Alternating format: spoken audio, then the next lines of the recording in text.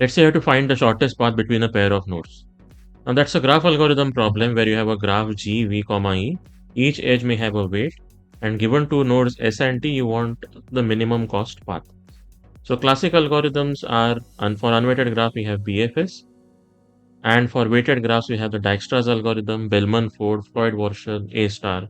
So these are deterministic algorithms. If you run them, you always get the correct shortest path. Now what makes a task a machine learning task? In ML, we don't handcraft rules. Instead, we provide data or examples, and a model learns patterns or approximate functions. The learned model can make predictions on unseen inputs. ML is useful when the underlying function is unknown or too complex to derive explicitly, and exact algorithms are too slow or not feasible, and approximation is acceptable. Now, why shortest path is not usually considered an ML task? We already know the exact mathematical algorithm, and it can be solved efficiently and exactly, for example using Dijkstra's algorithm in O of e plus v log v time.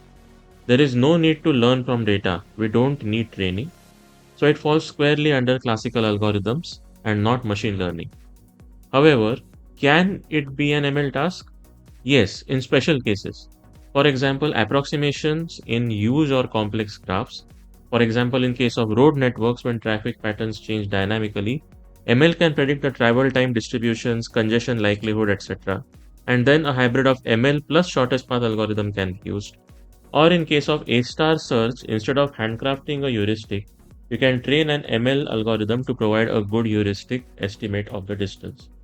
Similarly, in case of reinforcement learning, RL agents navigating a maze essentially learn the shortest paths or near shortest paths through exploration.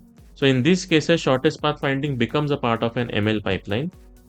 However, when the environment is just a static graph, it is not inherently an ML task.